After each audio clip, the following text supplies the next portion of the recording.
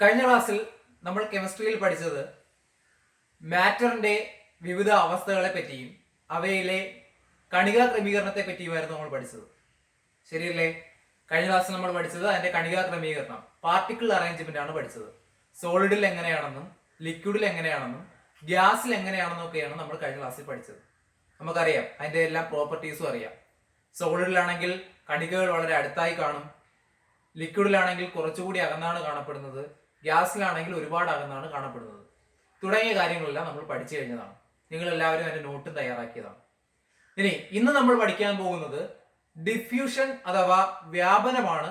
ഇന്ന് നമ്മൾ പഠിക്കാൻ പോകുന്നത് എന്താ? ഡിഫ്യൂഷൻ അഥവാ വ്യാപനം. അതാണ് നമ്മൾ പഠിക്കാൻ പോകുന്നത്. അപ്പൊ അതെന്താണെന്ന് പറയുന്നതിന് മുമ്പ് നമുക്കൊരു പരീക്ഷണം ചെയ്തു നോക്കാം. ആ പരീക്ഷണം ചെയ്യുന്ന സമയത്ത് നമുക്കറിയാൻ വേണ്ടി പറ്റും എന്താണ് ഡിഫ്യൂഷൻ എന്ന് നമുക്ക് എളുപ്പത്തിൽ മനസ്സിലാക്കാൻ പറ്റും. അപ്പൊ ആ പരീക്ഷണം എന്താണെന്ന് ഞാൻ പറയാൻ പോകുന്നത്. അപ്പൊ പരീക്ഷണം ചെയ്യാൻ വേണ്ടി നമ്മൾ ഇവിടെ പരിചയപ്പെടാൻ പോകുന്ന ഒരു രാസവസ്തു, കെമിക്കൽ സബ്സ്റ്റൻസ് എന്ന് പറയുന്നത് അയഡിൻ ആണ്. അയഡിൻ ഒരു പ്രത്യേകതയുണ്ട്. അയഡിൻ എന്ന് പറഞ്ഞാൽ ചൂടാക്കുമ്പോൾ എളുപ്പത്തിൽ ബാഷ്പമാകുന്ന, വേപ്പറായി മാറുന്ന ഒരു പദാർത്ഥമാണ് അയഡിൻ എന്ന് പറയുന്നത്. അത്തരം ആ പ്രവർത്തനങ്ങളെ നമ്മളൊരു പേരിട്ട് കഴിഞ്ഞ ക്ലാസ്സിൽ പഠിച്ചായിരുന്നു. എന്താ പേര്? സബ്ലിമേഷൻ അഥവാ ഉൽപ്പതനം എന്നാണ് അതിന്റെ പേര്. നമ്മൾ പഠിച്ച്, അതായത് ചില കരപദാർത്ഥങ്ങൾ ചൂടാക്കുന്ന സമയത്ത് എന്താവുന്നു? ദ്രാവകമാകാതെ നേരിട്ട് വാതകമായി മാറുന്നു. When some substance heated it directly changes into gas without forming liquid. അതായത് ലിക്വിഡ് ആവാതെ, ദ്രാവകമാകാതെ എന്തിലേക്ക് പോകുന്നു? നേരിട്ട് ഗ്യാസ് സ്റ്റേറ്റിലേക്ക് പോകുന്നു. ആ പ്രോസസ്സിനെയാണ് നമ്മൾ കഴിഞ്ഞ ക്ലാസ്സിൽ സപ്ലിമേഷൻ അഥവാ ഉൽപ്പതനം എന്ന് വിളിച്ചത്. നമ്മൾ അതിന് ഉദാഹരണം പഠിച്ചു അല്ലേ? ക്യാംഫർ, അതായത് നമ്മുടെ കർപ്പൂരം, അതേപോലെ തന്നെ പാറ്റ ഗുളിക തുടങ്ങിയതൊക്കെ നമ്മൾ അതിന് ഉദാഹരണമായി പഠിച്ചതാണ്. അപ്പൊ അതേപോലെ ഇവിടെ അയഡിൻ ആണ് നമ്മൾ എടുക്കുന്നത്. അയഡിന്റെ പ്രത്യേകത ഞാൻ പറഞ്ഞു കഴിഞ്ഞു. സപ്ലിമേഷൻ എന്ന് പറയുന്ന പ്രോസസ്സ് സംഭവിക്കുന്ന ഒരു വസ്തുവാണ് അയഡിൻ. അയഡിനെ നമ്മൾ ചൂടായി കഴിഞ്ഞാൽ അയഡിൻ ലിക്വിഡ് ആവത്തില്ല, നേരെ എന്തായിട്ടാണ് മാറുന്നത്? ഗ്യാസ് ആയിട്ടാണ് മാറുന്നത്. ഓക്കെ, അപ്പൊ ഇവിടെ നമ്മൾ ചെയ്യാൻ പോണ പരീക്ഷണം, heat few crystals of iodine in A watch glass. ഒരു വാച്ച് ഗ്ലാസ് എടുക്കുക. വാച്ച് ഗ്ലാസ് എന്ന് പറഞ്ഞു കഴിഞ്ഞാൽ ഒരു റൗണ്ട് ഗ്ലാസ്, അതാണ് അതിന്റെ അർത്ഥം. ഒരു റൗണ്ട് ഗ്ലാസ്സില്, ഒരു വാച്ച് ഗ്ലാസ്സില് അയഡിന്റെ കുറച്ച് തരികൾ എടുക്കുക. തരികൾ എടുത്ത് അതിനെ ചൂടാക്കുക. അപ്പൊ നമ്മൾ ചെയ്യുന്നത്, ഒരു വാച്ച് ഗ്ലാസ്സില് അയഡിന്റെ കുറച്ച് തരികൾ എടുത്ത് ചൂടാക്കുന്നു. അടുത്തത്, collect A vapour in A gas jar. ഇനി ഈ ഇങ്ങനെ ചൂടാക്കുമ്പോൾ നമുക്ക് കിട്ടുന്ന ഇതിന്റെ വേപ്പർ, ബാഷ്പം, ആ ബാഷ്പം എന്ത് ചെയ്യുക? അയഡിൻ ബാഷ്പത്തെ നമ്മൾ എന്ത് ചെയ്യുക? ഒരു ഗ്യാസ് ജാറിലേക്ക് മാറ്റുക. ഇപ്പൊ നിങ്ങൾക്ക് ഇവിടെ കാണാൻ വേണ്ടി സാധിക്കും. ആ ഗ്യാസ് ജാറിൽ നിങ്ങൾക്ക് കാണാൻ വേണ്ടി ഇവിടെ സാധിക്കുന്നുണ്ട്. ഗ്യാസ് ജാറിലേക്ക് അയഡിൻ ബാഷ്പം മാറ്റുക. Keep another gas jar on top of it in inverted position. എന്നിട്ട് ആ ഗ്യാസ് ജാറിന് മുകളിലായിട്ട്, ഇവിടെ കാണുന്നത് പോലെ ആ ഗ്യാസ് ജാറിന് മുകളിലായിട്ട് വേറൊരു ഗ്യാസ് ജാറ് തലകീഴായിട്ട് വെക്കുക. നമ്മള് ഇതിൽ കാണുന്ന പോലെ ഈ ഗ്യാസ് ജാറിന് മുകളിലായിട്ട് വേറൊരു ഗ്യാസ് ജാറ് തലകീഴായിട്ട് വെക്കുക. അപ്പൊ അയഡിൻ ബാഷ്പത്തിന്റെ നിറം, അല്ലെങ്കിൽ അയഡിൻ വേപ്പറിന്റെ നിറം എന്ന് പറയുന്നത് ഏതാ? വയലറ്റ് കളറാണ്. അയഡിൻ ബാഷ്പത്തിന്റെ നിറം എന്ന് പറയുന്നത് വയലറ്റ് കളറാണ്. അപ്പൊ ഇവിടെ നമ്മള് ഗ്യാസ് ജാറ്, ആദ്യത്തെ ഒരു ഗ്യാസ് ജാറിലേക്കാണ് നമ്മൾ ഈ അയഡിൻ ബാഷ്പം ശേഖരിക്കുന്നത്. അപ്പൊ അയഡിൻ ബാഷ്പം ശേഖരിക്കുന്ന സമയത്ത് അതിൽ നല്ല രീതിയിൽ കളറ്, വളരെ വയലറ്റ് കളർ വളരെ കൂടുതലായിരിക്കും. ആദ്യത്തെ ഗ്യാസ് ജാറിൽ നിങ്ങൾക്ക് കാണുമ്പോൾ അറിയാം. ആദ്യത്തെ ഗ്യാസ് ജാറിൽ വയലറ്റ് കളർ, ആ അയഡിൻ ബാഷ്പത്തിന്റെ കളർ വളരെ കൂടുതലാണ്. കുറെ സമയം കഴിയുമ്പോൾ അടിയിലത്തെ ഗ്യാസ് ജാറിൽ ആ വയലറ്റ് കളർ കുറഞ്ഞ് ആ കളറ് മുകളിലോട്ടും കൂടെ, അല്ലെങ്കിൽ ആ അയഡിൻ ബാഷ്പം മുകളിലോട്ടും കൂടെ വ്യാപിക്കുന്നതായിട്ട് നമുക്ക് കാണാൻ വേണ്ടി പറ്റും. അതായത് മുകളിലോട്ട് ആ അയഡിൻ ബാഷ്പം പോകുന്നു. നമ്മൾ ആദ്യം അയഡിൻ ബാഷ്പം എടുത്തു വെച്ചത് താഴത്തെ ഗ്യാസ് ജാറിൽ മാത്രമായിരുന്നു. എന്നാൽ കുറെ സമയം കഴിയുമ്പോൾ ആ അയഡിൻ ബാഷ്പം എങ്ങോട്ട് പോകുന്നു? മുകളിലത്തെ ഗ്യാസ് ജാറിലേക്ക് പോകുന്നു. അപ്പോൾ അവിടെ എന്തോ ഇതിന് ഫ്രീ ആയിട്ട് അവിടെ മൂവ് ചെയ്യാൻ പറ്റുന്നുണ്ടല്ലേ? അയഡിൻ ബാഷ്പത്തിന് താഴെ ഇരുന്ന അയഡിൻ ബാഷ്പം കുറെ കഴിയുമ്പോൾ മുകളിലത്തെ ഗ്യാസ് ജാറിലോട്ടാവും. അപ്പം ഇതിൽ നിന്ന് നമുക്ക് എന്ത് മനസ്സിലാക്കാം? ഈ പ്രവർത്തനത്തിന് കാരണമായ ഈ പ്രോസസ്സിനെ വിളിക്കുന്ന പേരാണ് ഡിഫ്യൂഷൻ എന്ന് വിളിക്കുന്നത്. എന്താ വിളിക്കുന്നത്? ഡിഫ്യൂഷൻ അഥവാ വ്യാപനം. അപ്പൊ എന്തുകൊണ്ടാണ് ഈ അയഡിൻ ബാഷ്പം താഴത്തെ ഗ്യാസ് ജാറിൽ നമ്മൾ എടുത്തിരുന്ന അയഡിൻ ബാഷ്പം മുകളിലത്തെ ഗ്യാസ് ജാറിലേക്ക് പോയതെന്ന് ചോദിച്ചു കഴിഞ്ഞാൽ അവിടെ അതിന് ഡിഫ്യൂഷൻ സംഭവിച്ചത് കൊണ്ടാണ്, അഥവാ വ്യാപനം സംഭവിച്ചത് കൊണ്ടാണ്. അതുകൊണ്ടാണ് താഴത്തെ ഗ്യാസ് ജാറിൽ ആദ്യം കൂടുതലായിരുന്നു കളർ, അയഡിൻ ബാഷ്പം കൂടുതലായിരുന്നു. കുറെ സമയം കഴിയുമ്പോൾ അയഡിൻ ബാഷ്പത്തിന്റെ നിറം എന്ത് ചെയ്യുന്നു? കുറയുന്നതായിട്ട് താഴത്തെ ഗ്യാസ് ജാറിൽ കുറയുന്നതായിട്ട് നമുക്ക് കാണാം. അതായത് മുകളിലത്തെ ഗ്യാസ് ജാറിലും കൂടെ അത് വ്യാപിക്കും. നിങ്ങൾക്ക് ഈ സ്ക്രീനിൽ ഇപ്പോൾ കാണാൻ കഴിയുന്നുണ്ട്. അതേപോലെ ഇതിന് കാരണമായ ഈ പ്രോസസ്സ്, ഈ പ്രവർത്തനമാണ് ഡിഫ്യൂഷൻ എന്ന് പറയുന്നത്. ഇനി എന്താണ് ഞാൻ ഡിഫ്യൂഷന്റെ ഡെഫിനിഷൻ, എന്താണ് ഡിഫ്യൂഷൻ എന്നാണ് പറയാൻ പോകുന്നത്. Diffusion is the spontaneous mixing of different particles having freedom of movement. അതായത് ചലന സ്വാതന്ത്ര്യമുള്ള കണികകൾ സ്വയമേവ പരസ്പരം കലരുന്നതിനെയാണ് വ്യാപനം എന്ന് പറയുന്നത്. ചലന സ്വാതന്ത്ര്യമുള്ള കണികകൾ സ്വയമേവ പരസ്പരം കലരുന്നതിനെ നമുക്ക് എന്തെന്ന് വിളിക്കാം? വ്യാപനം എന്ന് വിളിക്കാം. ഇവിടെ ചലിക്കാൻ സാധ്യതയുണ്ട്. ഇവിടെ അതെന്താണ്? നമ്മൾ അയഡിന്റെ വേപ്പറാ ശേഖരിച്ച്, അയഡിൻ ബാഷ്പമാണ് ശേഖരിച്ചത്. അയഡിൻ ബാഷ്പം അല്ലെങ്കിൽ അയഡിൻ വേപ്പർ എന്ന് പറഞ്ഞ ഗ്യാസ് ആണ്. ഗ്യാസിൽ നമുക്കറിയാം freedom of movement is very more, ചലിക്കാനുള്ള സാധ്യത വളരെ കൂടുതലാണ്. അതുകൊണ്ട് തന്നെ ഇവിടെ ചലന സ്വാതന്ത്ര്യമുള്ള ഈ കണികൾ എന്ത് ചെയ്യുന്നു? ബാക്കിയുള്ള സ്ഥലത്തേക്ക് വ്യാപിക്കുന്നു, അല്ലെങ്കിൽ സ്വയമേവ അത് പരസ്പരം കലരുന്നു. ഈ പ്രവർത്തനത്തെ വിളിക്കുന്ന പേരാണ് ഏത്? ഡിഫ്യൂഷൻ. നമുക്ക് നിത്യജീവിതത്തിൽ നിന്ന് ഡിഫ്യൂഷനുമായി ബന്ധപ്പെട്ട് ഒരുപാട് ഉദാഹരണങ്ങൾ പറയാൻ വേണ്ടി പറ്റും. വ്യാപനവുമായി ബന്ധപ്പെട്ട് ഉദാഹരണം പറഞ്ഞു കഴിഞ്ഞാൽ ചന്ദനത്തിരി, ഇൻസെൻസ് സ്റ്റിക്ക്. ചന്ദനത്തിരിയുടെ ഇംഗ്ലീഷാണ് ഇൻസെൻസ് സ്റ്റിക്ക്. നമുക്കറിയാം, നമ്മൾ ഒരു ചന്ദനത്തിരി കൊണ്ട് നമ്മളൊരു റൂമിൽ കൊണ്ടുവയ്ക്കുവാണ്. ആ സമയത്ത് നമുക്ക് മണം അറിയാൻ പറ്റത്തില്ല. എന്നാൽ ആ ചന്ദനത്തിരി കത്തിച്ചു കഴിഞ്ഞു കഴിഞ്ഞാൽ അതിന്റെ മണം എന്ത് ചെയ്യുന്നു? ആ റൂമിലാകെ വ്യാപിക്കുന്നു, അല്ലേ? ചന്ദനത്തിരി കത്തിച്ചു കഴിയുമ്പോൾ അതിന്റെ മണം ആ റൂമിലാകെ വ്യാപിക്കുന്നു. നമുക്ക് മനസ്സിലായി. ഡിഫ്യൂഷൻ, അവിടെ ചന്ദനത്തിരിയുടെ കണികകൾ അന്തരീക്ഷത്തിൽ ലയിക്കുന്നത് കൊണ്ടാണ് നമുക്ക് ആ മണം കിട്ടുന്നത്. നമ്മുടെ മൂക്കിന്റെ അടുത്തേക്ക് ആ കണികൾ എത്തുമ്പോൾ നമുക്ക് ആ മണം കിട്ടുന്നു. നമുക്ക് അതിൽ നിന്ന് ഒരു കാര്യം മനസ്സിലായി, ഈ ഡിഫ്യൂഷനും ടെമ്പറേച്ചറും തമ്മിൽ എന്തോ ബന്ധമുണ്ട്, അല്ലേ? ഡിഫ്യൂഷനും താപവും തമ്മിൽ എന്തോ ഒരു ബന്ധമുണ്ട്. അതായത് ആ ബന്ധം ഇതാണ്: ടെമ്പറേച്ചർ കൂടുന്നതിനനുസരിച്ച്, താപം കൂടുന്നതിനനുസരിച്ച് എന്ത് കൂടുന്നു? ഡിഫ്യൂഷൻ കൂടുന്നു. അതായത് ടെമ്പറേച്ചർ കൂടുന്നതിനനുസരിച്ച് ഡിഫ്യൂഷൻ കൂടുന്നു. നമ്മുടെ ടെമ്പറേച്ചർ കൂടുന്നതിനനുസരിച്ച് ഡിഫ്യൂഷൻ കൂടുന്നു. അതായത് താപനില കൂടുന്നതിനനുസരിച്ച് വ്യാപനം എന്ന പ്രവൃത്തി കൂടി വരും. വ്യാപനത്തിന്റെ റേറ്റ് കൂടുതലായിരിക്കും, അതിന്റെ തോത് കൂടുതലായിരിക്കും. അതുകൊണ്ടാണ് അവിടെ ചന്ദനത്തിരി കത്തിച്ചു കഴിയുമ്പോൾ അതിന്റെ മണം പെട്ടെന്ന് വ്യാപിക്കുന്നത്. ഇനി വേറൊരു ഉദാഹരണം ഞാൻ പറയാം. Smell of hot food spread quickly to long distance. അതായത് ചൂടുള്ള ഭക്ഷണ പദാർത്ഥത്തിന്റെ മണം പെട്ടെന്ന് വ്യാപിക്കുന്നു, എല്ലാ സ്ഥലത്തേക്കും വ്യാപിക്കുന്നു, അല്ലേ? നമുക്കായാലും അറിയാം, നല്ല അടുപ്പില് കറിയൊക്കെ വേവിക്കുന്ന സമയത്ത് നമുക്ക് നല്ല രീതിയിൽ മണം കിട്ടാറുണ്ട്. ചൂടുള്ള ഭക്ഷണ പദാർത്ഥങ്ങൾ, അവയ്ക്കിടെ മണം എന്ത് ചെയ്യുന്നു? പെട്ടെന്ന് വ്യാപിക്കും. ഇതിനെല്ലാം കാരണം ഏതാണ്? ഡിഫ്യൂഷനാണ്. ഇനി നമ്മൾ ഇതില് ശ്രദ്ധിക്കേണ്ട, നമുക്ക് ഇനി ഇത് പറയാൻ പറ്റുന്ന ഒരു പ്രധാനപ്പെട്ട പോയിന്റ് എന്ന് പറയുന്നത്, നമുക്കറിയാം നമ്മൾ മാറ്ററിനെ പറ്റിയാണ് സംസാരിക്കുന്നത്. മാറ്ററിന്റെ പ്രധാനപ്പെട്ട 3 അവസ്ഥകൾ നമ്മൾ പഠിച്ചു: സോളിഡ്, ലിക്വിഡ്, ഗ്യാസ്. ഈ സോളിഡും ലിക്വിഡും ഗ്യാസിലും ഈ ഡിഫ്യൂഷന്റെ റേറ്റ് അല്ലെങ്കിൽ ഡിഫ്യൂഷൻ എങ്ങനെയാണ് നടക്കുന്നത് നമുക്ക് നോക്കാം. ഞാൻ പറഞ്ഞു, ചലനസ്വാതന്ത്ര്യമുള്ള കണികൾ, അതായത് പാർട്ടിക്കിൾസിന് ഫ്രീഡം ഓഫ് മൂവ്മെന്റ് വേണം. ഫ്രീഡം ഓഫ് മൂവ്മെന്റ് ഉണ്ടെങ്കിൽ ഡിഫ്യൂഷൻ നല്ല രീതിയിൽ നടക്കും. സ്വാഭാവികമായിട്ട് ഡിഫ്യൂഷൻ ഏറ്റവും കൂടുതൽ നടക്കുന്ന ഏതിലായിരിക്കും? നിങ്ങൾക്ക് ഇപ്പോൾ ഉത്തരം പറയാൻ വേണ്ടി പറ്റും. ഡിഫ്യൂഷൻ ഏറ്റവും കൂടുതൽ നടക്കുന്നത് ഗ്യാസ് സ്റ്റേറ്റിലാണ്. വാതകാവസ്ഥയിലായിരിക്കും ഡിഫ്യൂഷൻ ഏറ്റവും കൂടുതൽ നടക്കുന്നത്. കാര്യം അതിലാണ് ഫ്രീഡം ഓഫ് മൂവ്മെന്റ് കൂടുതൽ. ഇനി അതിനുശേഷം ഡിഫ്യൂഷൻ ഗ്യാസ് സ്റ്റേറ്റ് കഴിഞ്ഞാൽ പിന്നെ നടക്കുന്നത് ഏതിലായിരിക്കും? ലിക്വിഡ് സ്റ്റേറ്റിലായിരിക്കും. ഡിഫ്യൂഷൻ തീരെ കുറവ് ഏത് സ്റ്റേറ്റിലാണ്? സോളിഡ് സ്റ്റേറ്റിലാണ്. വ്യാപനം തീരെ കുറവ് നടക്കുന്നത് സോളിഡ് സ്റ്റേറ്റിലാണ്. വളരെ റെയർ ആയിട്ടേ നടക്കാറുള്ളൂ. ഡിഫ്യൂഷന്റെ റേറ്റ് എങ്ങനെയാണെന്ന് ചോദിച്ചു കഴിഞ്ഞാൽ ഡിഫ്യൂഷൻ ഏറ്റവും കൂടുതൽ നടക്കുന്നത് ഗ്യാസ് സ്റ്റേറ്റിലായിരിക്കും. വാതകാവസ്ഥയിലായിരിക്കും വ്യാപനം ഏറ്റവും കൂടുതൽ നടക്കുന്നത്. അത് കഴിഞ്ഞാൽ ദ്രാവകാവസ്ഥ, പിന്നെ ഖരാവസ്ഥ. ഇതാണ് ഡിഫ്യൂഷനുമായി ബന്ധപ്പെട്ട് പറയാനുള്ളത്. ഇത് നമുക്ക് എക്സാമിന് ചോദിക്കുന്നത് പോയിന്റ് ഓഫ് വ്യൂ. എക്സാമിന് ചോദിക്കുന്നത് എങ്ങനെയാണെന്ന് ചോദിച്ചു കഴിഞ്ഞാൽ, നമ്മൾ നേരത്തെ കണ്ട ആ ഗ്യാസ് ജാറിന്റെ അത് വെച്ചിട്ട് അതുമായി ബന്ധപ്പെട്ട് ചോദ്യങ്ങൾ ചോദിക്കാം. ഇത് ഏത് പ്രോസസ്സാണ് നടക്കുന്നത് തുടങ്ങിയ കാര്യങ്ങളല്ല. പിന്നെ എന്താണ് ഡിഫ്യൂഷൻ എന്ന് എഴുതാൻ എക്സാമിന് ചോദിക്കാം. പിന്നെ ഡിഫ്യൂഷൻ എക്സാമ്പിളുകൾ എഴുതാൻ വേണ്ടിയും എക്സാമിന് ചോദിക്കാം. ഡിഫ്യൂഷന് കുറച്ച് നിങ്ങൾ നിത്യജീവിതവുമായി ബന്ധപ്പെട്ട ഉദാഹരണങ്ങൾ എഴുതാൻ വേണ്ടി എക്സാമിന് ചോദിക്കാം. ഉദാഹരണങ്ങൾ നമ്മൾ പലതും ഇവിടെ പറഞ്ഞു കഴിഞ്ഞു. ചന്ദനത്തിരിയുടെ മണം വ്യാപിക്കുന്നതും, ചൂടുള്ള ഭക്ഷണ പദാർത്ഥത്തിന്റെ മണം വ്യാപിക്കുന്നതും, അതേപോലെ തന്നെ നിങ്ങൾ ടെക്സ്റ്റിൽ കൊടുത്തിട്ടുണ്ട് പഴുത്ത മാങ്ങയുടെ മണം പെട്ടെന്ന് വ്യാപിക്കുന്നു തുടങ്ങിയതെല്ലാം ഏതാണ്? ഡിഫ്യൂഷന് ഉദാഹരണങ്ങളാണ്. ഇതാണ് ഡിഫ്യൂഷൻ എന്ന് പറയുന്ന ടോപ്പിക്ക്. ഇതില് നിങ്ങൾ ആ ടെക്സ്റ്റില് ഉദാഹരണം ഒരെണ്ണം കൊടുത്തിട്ടുണ്ട്. ബാക്കി ഉദാഹരണങ്ങൾ നിങ്ങൾ എഴുതുക.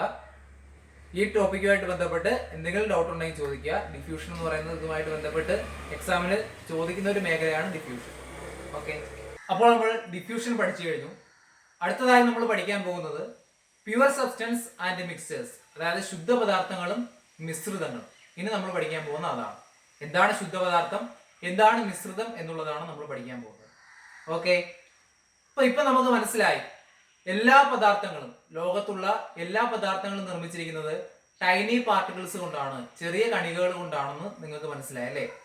എല്ലാ പദാർത്ഥങ്ങളും നിർമ്മിച്ചിരിക്കുന്നത് അതിസൂക്ഷ്മ കണികകൾ കൊണ്ടാണ്. നമ്മൾ ആ കണിക ക്രമീകരണമൊക്കെ നമ്മൾ പഠിച്ചതാണ്. എല്ലാ പദാർത്ഥവും, നമ്മുടെ മനുഷ്യശരീരം എടുത്താലും ഏതെടുത്താലും എല്ലാം നിർമ്മിച്ചിരിക്കുന്നത് അതിസൂക്ഷ്മ കണികകൾ കൊണ്ടാണ്. നമ്മുടെ ഈ സബ്സ്റ്റൻസുകളെ നമുക്ക് പ്രധാനമായി രണ്ടായിട്ട് തിരിക്കാം. പദാർത്ഥങ്ങളെ പ്രധാനമായി രണ്ടായിട്ട് തിരിക്കാം. ഒന്ന് പ്യുവർ സബ്സ്റ്റൻസും ഒന്ന് മിക്സ്ചേഴ്സും. ഒന്ന് ശുദ്ധപദാർത്ഥമെന്നും ഒന്നിനെ മിശ്രിതങ്ങളെന്നും നമുക്ക് വിളിക്കാം. അപ്പൊ അതിൽ എന്താണ് ശുദ്ധപദാർത്ഥം എന്നാണ് ഞാൻ പറയാൻ പോകുന്നത്. Materials made of particles of identical nature are called pure substances. അതായത് ഒരേ സ്വഭാവമുള്ള കണികകളാൽ നിർമ്മിതമായ പദാർത്ഥങ്ങളെ വിളിക്കുന്ന പേരാണത് പ്യുവർ സബ്സ്റ്റൻസ് അഥവാ ശുദ്ധപദാർത്ഥം എന്ന് വിളിക്കുന്നു. അതായത് അതിന് ഒരേ സ്വഭാവമുള്ള കണികൾ കൊണ്ടായിരിക്കും നിർമ്മിച്ചിരിക്കുന്നത്. ഞാൻ ഉദാഹരണം പറയുമ്പോൾ നിങ്ങൾക്ക് അത് കൂടുതലായി മനസ്സിലാവും. ഞാൻ ഉപ്പ് എടുക്കുവാണ്. ഉദാഹരണം ഉപ്പ്. ശുദ്ധപദാർത്ഥത്തിന് ഉദാഹരണം ഉപ്പാണ്. എന്താ ഞാൻ ഉപ്പ് പറഞ്ഞേ? ഉപ്പിലെ കണികൾ എടുത്തു കഴിഞ്ഞാൽ നമുക്കറിയാം അതിൽ ഉപ്പിൻ്റെത് മാത്രമേ കണികളുള്ളൂ. വേറെ ഏതിൻ്റെങ്കിലും ഉണ്ടോ? ഉപ്പ് എടുത്തു കഴിഞ്ഞാൽ ഉപ്പിൽ പഞ്ചസാരയുടെ കണികൾ വരുമോ? ഒരിക്കലും ഇല്ല. ഉപ്പ് രുചിയായിരിക്കും. നമ്മൾ എവിടെ അത് രുചിച്ചു നോക്കിയാലും ഉപ്പ് രുചിയായിരിക്കും. അപ്പൊ നമ്മൾ ഉപ്പ് എടുത്തു കഴിഞ്ഞാൽ അതിൽ ഏത് മാത്രമേ ഉള്ളൂ? ഉപ്പിന്റെ കണികകൾ മാത്രമേ ഉള്ളൂ അല്ലേ? അതായത് ഒരേ സ്വഭാവമുള്ള കണികളാണ് അതിലുള്ളത്. ഉപ്പിന്റെ സ്വഭാവമുള്ള കണികൾ മാത്രമേ കാണൂ. ഇനി നമ്മൾ പഞ്ചസാര, ഷുഗർ എടുക്കുവാണ്. അപ്പോഴോ അതിൽ ഷുഗറിന്റെ സ്വഭാവമുള്ള കണികൾ മാത്രമായിരിക്കും. അപ്പം materials made of particles of identical nature are called pure substances. അതായത് ഒരേ സ്വഭാവമുള്ള കണികളാൽ നിർമ്മിതമായ പദാർത്ഥങ്ങളെ വിളിക്കുന്ന പേരാണ് ശുദ്ധപദാർത്ഥം. നമ്മൾ പഞ്ചസാര എടുത്താൽ അത് പഞ്ചസാര കണികൾ മാത്രമേ ഉള്ളൂ. ഉപ്പ് എടുത്താൽ ഉപ്പിന്റെ കണികൾ മാത്രം. ജലമാണെങ്കിലോ അതിൽ ജലത്തിന്റെ കണികൾ മാത്രമേ കാണൂ. അപ്പൊ ഇങ്ങനെയുള്ള പദാർത്ഥങ്ങളെ വിളിക്കുന്ന പേരാണെന്ത്? Pure substances. ഇനി അടുത്ത നമ്മൾ എന്താണ് മിക്സ്ചർ എന്നാണ് പറയാൻ പോകുന്നത്, അല്ലെങ്കിൽ മിശ്രിതങ്ങൾ. ഒരുപക്ഷെ നിങ്ങൾക്ക് പ്യുവർ സബ്സ്റ്റൻസ് പറയാൻ പറ്റുമ്പോൾ അതേപോലെ തന്നെ എളുപ്പത്തിൽ ഇതും പറയാം. ചെറിയൊരു മാറ്റം മതി. മറ്റേതിൽ ഐഡന്റിക്കൽ നേച്ചർ ആയിരുന്നു, ഒരേ സ്വഭാവം വരുമ്പോഴായിരുന്നു പ്യുവർ സബ്സ്റ്റൻസ്. ഇവിടെ ഒരേ സ്വഭാവം എന്ത് വരും? ഡിഫറെന്റ് നേച്ചർ ആവും, വ്യത്യസ്ത സ്വഭാവമാവും. Substance made of particles of different nature are called mixtures. അതായത് വ്യത്യസ്ത സ്വഭാവമുള്ള കണികളാൽ നിർമ്മിതമായ പദാർത്ഥങ്ങളെ വിളിക്കുന്ന പേരാണെന്ത്? മിശ്രിതങ്ങൾ എന്ന് വിളിക്കുന്നത്. ഞാൻ ഉദാഹരണം പറയാം. ഉപ്പുലായനി എടുക്കുവാണ്. നമുക്കറിയാം ഉപ്പുലായനി, സാൾട്ട് സൊല്യൂഷൻ. ഉപ്പുലായനി എടുക്കുന്ന സമയത്ത് അതിൽ ഏതിന്റെയൊക്കെ കണികളുണ്ട്? ഉപ്പിന്റെ കണികളും ഉണ്ട്, വാട്ടറിന്റെ കണികളും ഉണ്ട് അല്ലേ? അതായത് രണ്ടു തരം കണികൾ അതിലുണ്ട്. അപ്പം വിവിധ തരം കണികൾ കൊണ്ടാണ് ആ പദാർത്ഥം നിർമ്മിച്ചിരിക്കുന്നത്. ഉപ്പിന്റെ ജലത്തിന്റെ സ്വഭാവം തമ്മിൽ രണ്ടും ഒരേപോലെയല്ല. ഉപ്പിന് വേറെ സ്വഭാവമാണ്, ജലത്തിന് വേറെ സ്വഭാവമാണ്. അപ്പം അത് സാൾട്ട് സൊല്യൂഷൻ നമുക്ക് ഉദാഹരണമായിട്ട് പറയാം. പിന്നെ നമുക്ക് പറയാം ഷുഗർ സൊല്യൂഷൻ അല്ലെ? ഷുഗർ സൊല്യൂഷൻ എടുക്കുന്ന സമയത്ത്, പഞ്ചസാര ലായനി എടുക്കുന്ന സമയത്ത് അതിൽ പഞ്ചസാരയുടെ കണികളുണ്ട്, ജലത്തിന്റെ കണികളുണ്ട്. അപ്പൊ അതിനെ നമുക്ക് എന്തെന്ന് വിളിക്കാം? മിശ്രിതങ്ങൾ എന്ന് വിളിക്കാം. Substance made of particles of different nature are called mixtures. വ്യത്യസ്ത സ്വഭാവമുള്ള കണികകളാൽ നിർമ്മിതമായ പദാർത്ഥങ്ങളെ വിളിക്കുന്ന പേരാണത് മിക്സ്ചേഴ്സ് എന്ന് വിളിക്കുന്നത്. അതേപോലെ നമുക്ക് വീണ്ടും ഉദാഹരണം പറയാം. സോഡാ വാട്ടർ, ജലം. ജലത്തിൽ ഏതൊക്കെയുള്ളത്? ജലവും ഉണ്ട്, കാർബൺ ഡൈ ഓക്സൈഡും ഉണ്ട്. അപ്പൊ രണ്ട് സ്വഭാവമാണ്. അപ്പൊ അത് എന്താണ്? മിക്സറാണ്. അപ്പൊ നിങ്ങളുടെ ടെക്സ്റ്റില് അതുമായി ബന്ധപ്പെട്ട ടേബിൾ പൂർത്തിയാക്കാൻ തന്നിട്ടുണ്ട്. കുറച്ച് പദാർത്ഥങ്ങൾ തന്നിട്ട് അതിനെ എന്തൊക്കെ ശുദ്ധപദാർത്ഥങ്ങളെന്നും മിശ്രിതങ്ങളെന്നും ക്ലാസിഫൈ ചെയ്ത് എഴുതാൻ വേണ്ടി, തരംതിരിച്ച് എഴുതാൻ വേണ്ടി തന്നിട്ടുണ്ട്. അത് നിങ്ങൾ എല്ലാവരും എഴുതി അതാത് ക്ലാസ് ടീച്ചർമാർക്ക് അയച്ചു കൊടുക്കുക. ഞാനത് ചെക്ക് ചെയ്ത് നോക്കും. എന്നിട്ട് ഞാൻ അതിന്റെ കറക്റ്റ് ആയിട്ടുള്ള ഉത്തരം പറഞ്ഞു തരുന്നതാണ്. ഇപ്പം ഞാൻ ഈ കൂട്ടത്തിൽ അതിന്റെ ഉത്തരം പറഞ്ഞു കഴിഞ്ഞാൽ നിങ്ങൾ പിന്നെ അതിൽ കണ്ടുപിടിക്കാൻ മെനക്കെടത്തില്ല. അപ്പൊ അത് നിങ്ങൾ സ്വന്തമായിട്ടൊന്ന് എഴുതി നോക്കുക. അത് ശരിയായിട്ട് ആ ടേബിള് പിന്നീട് അതിന്റെ നോട്ട് നിങ്ങൾക്ക് അയച്ചു തരും. അപ്പൊ അത് നിങ്ങൾക്ക് സ്വന്തമായിട്ട് ചെയ്യാം. ഇത്രയും കാര്യങ്ങൾ മനസ്സിലായി നിങ്ങൾക്ക് അത് സിമ്പിൾ ആയിട്ട് ചെയ്യാവുന്ന കേസേ ഉള്ളൂ. അപ്പം എക്സാമിന് ചോദിച്ചിട്ടുള്ള മേഖലയാണ് പ്യുവർ സബ്സ്റ്റൻസും മിക്സ്ചേഴ്സും. ഇനി നമ്മൾ പഠിക്കാൻ പോകുന്നത് separating the components of A mixture. അതായത് മിശ്രിതത്തിലെ ഘടകങ്ങളെ എങ്ങനെ വേർതിരിക്കാം എന്നുള്ളതാണ് നമ്മൾ പഠിക്കാൻ പോകുന്നത്. വളരെ ഇമ്പോർട്ടന്റ് ആണ്. ഇനി നമ്മൾ അങ്ങോട്ട് പറയുന്ന കാര്യങ്ങളെല്ലാം ഈ ചാപ്റ്ററിലെ ഏറ്റവും പ്രധാനപ്പെട്ട ഭാഗങ്ങളാണ്. അപ്പൊ നമുക്കറിയാം പദാർത്ഥങ്ങളെ പ്രധാനമായി രണ്ടായിട്ട് തിരിക്കാമെന്ന് നമ്മൾ പഠിച്ചു കഴിഞ്ഞു. ശുദ്ധപദാർത്ഥമെന്നും മിശ്രിതമെന്നും തിരിക്കാമെന്ന് നമ്മൾ പഠിച്ചു. ശുദ്ധപദാർത്ഥത്തിൽ ഒരേ സ്വഭാവമുള്ള കണികളാണ്, പാർട്ടിക്കിൾസ് ഹാവിംഗ് ഐഡന്റിക്കൽ നേച്ചർ അല്ലേ? ഇനി മിക്സർ എടുക്കുന്ന സമയത്തോ പാർട്ടിക്കിൾസ് ഹാവിംഗ് ഡിഫറെന്റ് നേച്ചർ, അതായത് വ്യത്യസ്ത സ്വഭാവമുള്ള കണികളാൽ നിർമ്മിതമായ പദാർത്ഥങ്ങളെ നമുക്ക് എന്ന് വിളിക്കാം, മിക്സർ എന്ന് വിളിക്കാം, അല്ലെങ്കിൽ മിശ്രിതം എന്ന് വിളിക്കാം. ഇനി നമ്മൾ അങ്ങോട്ട് പഠിക്കാൻ പോകുന്നത് ഈ മിശ്രിതത്തെ പറ്റിയാണ്. ഈ മിശ്രിതത്തിലെ ഘടകങ്ങളെ എങ്ങനെ വേർതിരിക്കാം എന്നുള്ളതാണ് നമ്മൾ പഠിക്കാൻ പോകുന്നത്. ഉദാഹരണം ഞാൻ പറയാം. ഉദാഹരണം ഉപ്പ് വെള്ളം തരുവാണ്, ഉപ്പിലായനി സാൾട്ട് സൊല്യൂഷൻ തന്നിട്ട് അതിൽ നിന്ന് സാൾട്ടിനെയും വാട്ടറിനെയും നമുക്ക് വേർതിരിക്കണം. സാൾട്ട് സൊല്യൂഷനിലെ ഘടകങ്ങൾ അഥവാ കമ്പോണൻസ് ആണല്ലോ സാൾട്ടും വാട്ടറും. ഇപ്പൊ സാൾട്ട് സൊല്യൂഷനിൽ നിന്ന് സാൾട്ടും വേർതിരിക്കണം, വാട്ടറും വേർതിരിക്കണം. അപ്പൊ അതെങ്ങനെ ചെയ്യാം തുടങ്ങിയ കാര്യങ്ങളൊക്കെയാണ് ഇനി നമ്മൾ അങ്ങോട്ട് പഠിക്കാൻ പോകുന്നത്. അപ്പൊ നമുക്കറിയാം, ഏറ്റവും കൂടുതൽ ഈ പ്രപഞ്ചത്തിൽ മോസ്റ്റ് സബ്സ്റ്റൻസ് എന്ന് പറയുന്നത്, ഏറ്റവും കൂടുതൽ കാണപ്പെടുന്ന പദാർത്ഥങ്ങൾ എന്ന് പറയുന്നത് മിശ്രിതങ്ങളാണ്. മിശ്രിത രൂപത്തിലാണ്, മിക്സ്ചേഴ്സ് ആയിട്ടാണ് ഏറ്റവും കൂടുതൽ പദാർത്ഥങ്ങളെ കാണപ്പെടുന്നത്. ഉദാഹരണം പറഞ്ഞു കഴിഞ്ഞാൽ സോയിൽ, നമ്മുടെ മണ്ണിൽ നമുക്കറിയാം പലതരത്തിലുള്ള കമ്പോണൻസ് ഉണ്ട്, ഘടകങ്ങൾ അതിലുണ്ട്. അതേപോലെ സീ വാട്ടർ, കടൽവെള്ളം, കടൽവെള്ളത്തിൽ ഉപ്പുണ്ട്, വെള്ളമുണ്ട്, പലതരത്തിലുള്ള ലവണങ്ങളുണ്ട്. എയർ, നമ്മുടെ വായുവിൽ തന്നെ പലതരത്തിലുള്ള കമ്പോണൻസ്, ഘടകങ്ങളുണ്ട്. അപ്പൊ നമ്മുടെ പ്രപഞ്ചത്തിൽ കാണുന്ന കൂടുതൽ വസ്തുക്കളും മിക്സ്ചർ രൂപത്തിലാണ്, മിശ്രിത രൂപത്തിലാണ് കാണപ്പെടുന്നത്. അപ്പൊ മിശ്രിതങ്ങളിൽ നിന്നും ഘടകങ്ങളെ എങ്ങനെ വേർതിരിക്കാം എന്നുള്ളതാണ് നമ്മൾ പഠിക്കാൻ പോകുന്നത്. അപ്പൊ അതിനുവേണ്ടി നമ്മുടെ നിത്യജീവിതത്തിൽ നമുക്ക് ബന്ധമുള്ള കുറച്ച് പ്രവർത്തനങ്ങളാണ് ഇവിടെ തന്നിരിക്കുന്നത്. അപ്പൊ അതിന്റെ ഒക്കേഷനും മെത്തേഡ് ഓഫ് സെപ്പറേഷൻ, അതിനെ വേർതിരിക്കുന്ന രീതിയും, അതേപോലെ തന്നെ പ്രോപ്പർട്ടി യൂസ്ഡ് ഫോർ സെപ്പറേഷൻ, നമ്മൾ ഇങ്ങനെ വേർതിരിക്കാൻ വേണ്ടി ഉപയോഗിച്ച മാർഗം ഏതാണെന്നും ഉള്ള ഒരു ടേബിളാണ് നിങ്ങൾ ഇവിടെ കാണുന്നത്. ഈ ടേബിള് എക്സാമിന് ഒരുപാട് തവണ ചോദിച്ചിട്ടുള്ളതാണ്, വളരെ ഇമ്പോർട്ടന്റ് ആയിട്ടുള്ള ഒരു ടേബിളാണ്. അപ്പൊ നമുക്ക് അതിൽ ഓരോന്നോരോന്നായിട്ട് പറയാം. വളരെ സിമ്പിൾ ആണ്. അപ്പൊ ആദ്യത്തെ പ്രവർത്തനം എന്ന് പറയുന്നത്, ആദ്യം നമ്മൾ വേർതിരിക്കേണ്ടത് ടീ ഡ്രഗ് ഫ്രം ടീ, അതായത് ചായയിൽ നിന്നും ചായച്ചണ്ടി വേർതിരിക്കുന്നു. ചായയിൽ നിന്നും ചായച്ചണ്ടി വേർതിരിക്കുന്നു. ഒരുപക്ഷെ നിങ്ങൾ എല്ലാവരും ഇത് വീട്ടിൽ കണ്ടിട്ടുള്ളതാണ്. ചായ ഇടുന്ന സമയത്ത് നമുക്കറിയാം, ചായ ഇടുന്ന സമയത്ത് ആ ചായയിൽ നിന്ന് ചായച്ചണ്ടി വേർതിരിക്കാൻ വേണ്ടി നമ്മൾ എന്ത് ചെയ്യും, ഒരു അരിപ്പ എടുക്കും അല്ലേ? അരിപ്പ എടുത്ത് അതിലേക്ക് ഈ ചായ ഒഴിക്കും.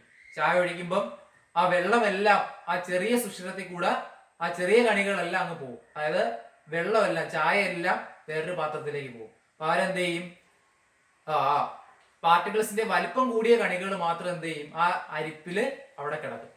അപ്പൊ അതായത് നമ്മൾ ഇവിടെ ഉപയോഗിക്കുന്ന സെപ്പറേഷൻ മെത്തേഡ് എന്ന് പറയുന്നത് ഫിൽട്രേഷൻ ആണ്. അരിക്കലാണ് നമ്മൾ ഇവിടെ ഉപയോഗിക്കുന്നത്. അരിക്കൽ, ഫിൽട്രേഷൻ, അതായത് അരിച്ചെടുക്കുക. അതായത് ഇവിടെ നമ്മൾ അതിനുവേണ്ടി ഉപയോഗിച്ച പ്രോപ്പർട്ടി, എന്ത് മാർഗമാണ് ഇവിടെ അതിനുവേണ്ടി ഉപയോഗിച്ചതെന്ന് ചോദിച്ചു കഴിഞ്ഞാൽ difference in the size of particles, അതായത് ഇവിടുത്തെ ഘടകങ്ങളുടെ, കണികകളുടെ വലുപ്പ വ്യത്യാസമാണ് നമ്മൾ എടുത്തത് അല്ലേ? നമുക്കറിയാം, ആദ്യം ചായയിൽ നിന്ന് ചായച്ചണ്ടി വേർതിരിക്കണം. അപ്പം ചായച്ചണ്ടിക്ക് വലിപ്പം കൂടുതലാണ്, ചായക്ക് വലിപ്പം കുറഞ്ഞ കണികളാണ്, അത് വെള്ളം പോലെ ഇരിക്കുന്നതാണ്. അത് ആ അരിപ്പി കൂടെ അങ്ങ് താഴെ പോകും. ആ ചായച്ചണ്ടി മാത്രം എന്ത് ചെയ്യും, അതിൽ അവശേഷിക്കും. കാര്യം അരിപ്പ എന്ന് പറയുന്നത് അതിൽ നേരത്തെ സുഷിരങ്ങളാണ് ഉള്ളത്. അപ്പൊ അതുവഴി ചായച്ചണ്ടിക്ക് പോകാൻ പറ്റത്തില്ല, കാര്യം അതിന്റെ സൈസ് വലിപ്പം കൂടുതലാണ്. അപ്പൊ നമ്മളിവിടെ ഉപയോഗിച്ച മെത്തേഡ് എന്ന് പറയുന്നത് ഫിൽട്രേഷൻ ആണ്, അരിക്കലാണ് നമ്മളിവിടെ ഉപയോഗിച്ചത്. ഓക്കെ, അടുത്ത രണ്ടാമത്തെ പ്രവർത്തനം, രണ്ടാമത്തെ വേർതിരിക്കുന്നതാണ് നമ്മൾ പറയാൻ പോകുന്നത്. Common salt from sea water, അതായത് കടൽ ജലത്തിൽ നിന്നും ഉപ്പ് വേർതിരിക്കുന്നു. കടൽ ജലത്തിൽ നിന്നും ഉപ്പ് വേർതിരിക്കുന്നത് എങ്ങനെയാണെന്നാണ് നമ്മൾ പറയാൻ പോകുന്നത്. അപ്പൊ അതിനുവേണ്ടി നമ്മൾ ഉപയോഗിക്കുന്ന മെത്തേഡ്, ഏത് മെത്തേഡാണ് ഉപയോഗിക്കുന്നത് വെച്ച് കഴിഞ്ഞാൽ ഇവാപറേഷൻ ആണ് ഉപയോഗിക്കുന്നത്. ഇവാപറേഷൻ, ബാഷ്പീകരണം. ഇവാപറേഷൻ അഥവാ ബാഷ്പീകരണമാണ് അതിനുവേണ്ടി ഉപയോഗിക്കുന്നത്. അതായത് ഇവിടെ ഈ കടൽ വെള്ളത്തിൽ നിന്നും എന്തിനു ബാഷ്പമായി മാറാനുള്ള കഴിവുണ്ട്? ജലം ചൂടടിക്കുന്ന സമയത്ത് അതിലെ ജലം എന്തായിട്ട് മാറുന്നു? ബാഷ്പമായി മാറുന്നു. ചൂടടിക്കുന്ന സമയത്ത് ജലം ബാഷ്പമായി മാറുന്നു. ബാക്കി അവിടെ എന്ത് മാത്രം കിട്ടും? നമുക്ക് ഉപ്പ് മാത്രം കിട്ടും. അപ്പൊ അവിടെ അവൻ ഉപയോഗിച്ചിരുന്ന പ്രോപ്പർട്ടി, അവിടെ ഉപയോഗിച്ചിരുന്ന ആ സവിശേഷത എന്താണെന്ന് ചോദിച്ചു കഴിഞ്ഞാൽ വേപ്പറൈസിങ് പ്രോപ്പർട്ടി ഓഫ് വാട്ടർ, അതായത് ജലത്തിന് അവിടെ ബാഷ്പമായി മാറാനുള്ള കഴിവുണ്ട്. ജലം സൂര്യപ്രകാശം അടിക്കുന്ന സമയത്ത് ബാഷ്പമായി മാറുന്നു. ബാക്കി നമുക്ക് എന്ത് കിട്ടുന്നു? ഉപ്പ് കിട്ടുന്നു. അപ്പൊ അതുകൊണ്ടാണ് നമ്മൾ എന്ത് ഉപയോഗിക്കുന്നത്? ഇവാപറേഷൻ അഥവാ ബാഷ്പീകരണം എന്ന മെത്തേഡ് അവിടെ ഉപയോഗിക്കുന്നത്. അടുത്ത മൂന്നാമത്തത് ചഫ് ഫ്രം പാഡി, അതായത് നെല്ലിൽ നിന്നും പതിര് വേർതിരിക്കുക. നെല്ലിൽ നിന്നും പതിര് വേർതിരിക്കാൻ വേണ്ടി നമ്മൾ ഉപയോഗിക്കുന്നത് വിന്നോയിങ് എന്ന് പറയുന്ന മെത്തേഡാണ്. വിന്നോയിങ് എന്ന് പറഞ്ഞാൽ പാറ്റ്. നമുക്ക് കണ്ടിട്ടില്ല, മുറൊക്കെ എടുത്ത് വെച്ച് ഇങ്ങനെ പാറ്റുന്നത് വീട്ടിലൊക്കെ ചെയ്യുന്ന കണ്ടിട്ടില്ലേ, നെല്ലിൽ നിന്ന് പതിര് വേർതിരിക്കാൻ വേണ്ടി. അപ്പൊ എന്താ അവിടെ സംഭവിക്കുന്നത്? വെയിറ്റ് കുറഞ്ഞത് നമ്മളിങ്ങനെ പാറ്റുന്ന സമയത്ത് ആ കാറ്റിന്റെ വേഗതയിൽ വെയിറ്റ് കുറഞ്ഞത് എന്ത് ചെയ്യും? വെളിയിലോട്ട് പോകും. വെയിറ്റ് കുറഞ്ഞ പതിരെന്ന് പറയുന്ന സാധനത്തിന് വെയിറ്റ് തീരെ കുറഞ്ഞതാണ്. അപ്പൊ അത് ഇങ്ങനെ നമ്മൾ വേഗത്തിൽ ഇങ്ങനെ ആക്കുമ്പോൾ ആ കാറ്റിന്റെ ഇതില് അത് വെളിയിൽ പോകും, നെല്ല് മാത്രം അവിടെ കിട്ടും. അപ്പൊ അതിനുവേണ്ടി നമ്മൾ ഉപയോഗിക്കുന്നത് വിന്നോയിങ് അഥവാ പാറ്റൽ എന്ന് പറയുന്ന മെത്തേഡാണ് ഉപയോഗിക്കുന്നത്. എന്ത് പ്രോപ്പർട്ടിയാണ് അവിടെ ഉപയോഗിച്ചതെന്ന് ചോദിച്ചു കഴിഞ്ഞാൽ difference in weight of particles, അതായത് അവിടെ പാർട്ടിക്കിൾസിന്റെ വെയിറ്റിൽ ഉണ്ടാകുന്ന വ്യത്യാസം, കണികകളുടെ അല്ലെങ്കിൽ ഘടകങ്ങളുടെ വെയിറ്റിൽ ഉണ്ടാകുന്ന വ്യത്യാസമാണ് അവിടെ ഉപയോഗിച്ചത്. 11 എന്ന് പറയുന്നത് വെയിറ്റ് വളരെ കുറഞ്ഞതാണ്, നെല്ലിന് കുറച്ചുകൂടി വെയിറ്റ് കൂടുതലാണ്.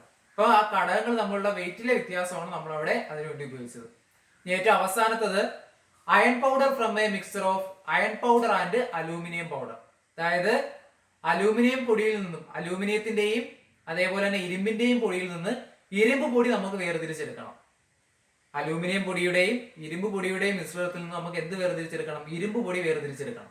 നമുക്കറിയാം ഇരുമ്പിന് ഒരു പ്രത്യേകതയുണ്ട്, ഇരുമ്പ് കാന്തം ആകർഷിക്കുന്നതാണ് അല്ലെ. അപ്പൊ സ്വാഭാവികമായിട്ട് നമ്മൾ ഇവിടെ ഉപയോഗിക്കുന്ന ഏത് മെത്തേഡ് ആയിരിക്കും? മാഗ്നറ്റിക് സെപ്പറേഷൻ ആയിരിക്കും. മാഗ്നറ്റിക് സെപ്പറേഷൻ ആണ് നമ്മൾ ഉപയോഗിക്കുന്നത്, കാന്തം ഉപയോഗിച്ചുകൊണ്ടുള്ള വേർതിരിക്കുന്ന രീതി. എന്തുകൊണ്ടാണ് നമ്മൾ ഇവിടെ ആ പ്രോപ്പർട്ടി അല്ലെങ്കിൽ അത് ഉപയോഗിക്കാനുള്ള കാരണം എന്താ? ഇവിടെ magnetic property of iron powder, അതായത് ഇരുമ്പ് പൊടിക്ക് ഇവിടെ എന്തുണ്ട്? ഒരു കാന്തിക സ്വഭാവമുണ്ട്. കാന്തം കൊണ്ടുവന്നാൽ അതിൽ അട്രാക്ട് ചെയ്യും, അതിൽ ആകർഷിക്കും. അപ്പൊ അതുകൊണ്ടാണ് നമ്മൾ ഇവിടെ മാഗ്നറ്റിക് പ്രോപ്പർട്ടി ഉപയോഗിക്കുന്നത്. ഓക്കെ, അപ്പൊ ഇത്രയും കാര്യങ്ങളിൽ നിന്ന് നമുക്ക് പൊതുവായിട്ടൊരു കാര്യം മനസ്സിലാക്കാം. എന്താന്ന് ചോദിച്ചു കഴിഞ്ഞാൽ, ഇവിടെ ഓരോ മിശ്രിതങ്ങളെ നമ്മൾ വേർതിരിക്കുമ്പോൾ നമ്മൾ ഏത് മെത്തേഡാ ഉപയോഗിക്കുന്നേ? നമുക്ക് ഈ ഒരു മെത്തേഡ് ഉപയോഗിച്ച് എല്ലാ മിശ്രിതങ്ങളെ വേർതിരിക്കുക ഒക്കോ? ഒരിക്കലും ഇല്ല. നമ്മൾ ഇവിടെ തന്നെ 4 പറഞ്ഞിട്ടുണ്ട്. 4 നമ്മൾ ഉപയോഗിക്കുന്നത് 4 മെത്തേഡാണ്. 4 പ്രത്യേക രീതിയിലാണ് നമ്മൾ വേർതിരിക്കുന്നത് ആണല്ലോ. അപ്പൊ അതായത് ഒരു മിശ്രിതം എടുത്തു കഴിഞ്ഞാൽ അതിലെ ഘടകങ്ങളെ സ്വഭാവം അനുസരിച്ചാണ് നമ്മൾ എന്ത് ചെയ്യുന്നത്? ആ വേർതിരിക്കുന്ന രീതി തിരഞ്ഞെടുക്കുന്നത്. അതാണ് നമ്മൾ ഇതിൽ നിന്ന് പ്രധാനമായിട്ട് മനസ്സിലാക്കേണ്ടത്. ഒരു മിശ്രിതം എടുത്തു കഴിഞ്ഞാൽ, ഒരു മിക്സർ എടുത്തു കഴിഞ്ഞാൽ അതിലെ കമ്പോണൻസിന്റെ പ്രോപ്പർട്ടിക്ക് അനുസരിച്ചായിരിക്കും നമ്മൾ അതിനെ സെപ്പറേറ്റ് ചെയ്യാനുള്ള മെത്തേഡും ചൂസ് ചെയ്യുന്നത്. അത് വളരെ ഇമ്പോർട്ടന്റ് പോയിന്റ് ആണ്. ഇപ്പം ഇന്നത്തെ ക്ലാസ്സിൽ നമ്മൾ പഠിച്ച കാര്യങ്ങൾ എന്തൊക്കെയാണെന്ന് ചോദിച്ചു കഴിഞ്ഞാൽ, ഡിഫ്യൂഷൻ നമ്മൾ പഠിച്ചു, പ്യുവർ സബ്സ്റ്റൻസ് പഠിച്ചു, മിക്സ്ചർ പഠിച്ചു. അതേപോലെ തന്നെ ഈ മിക്സ്ചറിൽ നിന്നും കമ്പോണൻസിനെ വേർതിരിക്കുന്നത് എങ്ങനെയാണെന്നും അതുമായി ബന്ധപ്പെട്ട ഒരു ടേബിളും നമ്മളിപ്പോൾ പഠിച്ചു കഴിഞ്ഞു. ഓക്കെ, ഈ പറഞ്ഞ കാര്യങ്ങളെല്ലാം വളരെ ഇമ്പോർട്ടന്റ് ആണ്. എല്ലാവരും നല്ല രീതിയിൽ ഇത് കണ്ട് മനസ്സിലാക്കുക, അതിനുശേഷം ഇതിന്റെ നോട്ട് എഴുതുക. എന്തെങ്കിലും സംശയമുള്ള ആൾക്കാർ ചോദിക്കുക. ഇതെല്ലാം എക്സാമിന് ചോദിച്ചിട്ടുള്ളതാണ്. ഇനി നമ്മൾ അടുത്ത ക്ലാസ്സിൽ പഠിക്കാൻ പോകുന്നത് ഓരോ മിശ്രിതങ്ങളെ വേർതിരിക്കുന്ന ഓരോ രീതികളെ പറ്റിയാണ്. അതായത് ഡിസ്റ്റിലേഷൻ, ഫ്രാക്ഷണൽ ഡിസ്റ്റിലേഷൻ തുടങ്ങിയ കാര്യങ്ങളാണ്. നിങ്ങൾ പുതിയതായിട്ട് പഠിക്കുന്ന കാര്യങ്ങളാണ് ഇനിയുള്ളത്. അപ്പൊ അതുകൊണ്ട് അടുത്ത ക്ലാസ് വളരെ ശ്രദ്ധിച്ചിരിക്കണം. അപ്പൊ ഇന്നത്തെ ക്ലാസ് ഇത്രയേ ഉള്ളൂ. ഇതിൽ എന്തെങ്കിലും ഡൗട്ടുകൾ ഉണ്ടെങ്കിൽ നിങ്ങൾ അതായത് ക്ലാസ് ടീച്ചർമാർ വഴി ചോദിക്കുക. അപ്പൊ എല്ലാവർക്കും മനസ്സിലായെന്ന് വിചാരിക്കുന്നു. എല്ലാവർക്കും നന്ദി, നമസ്കാരം.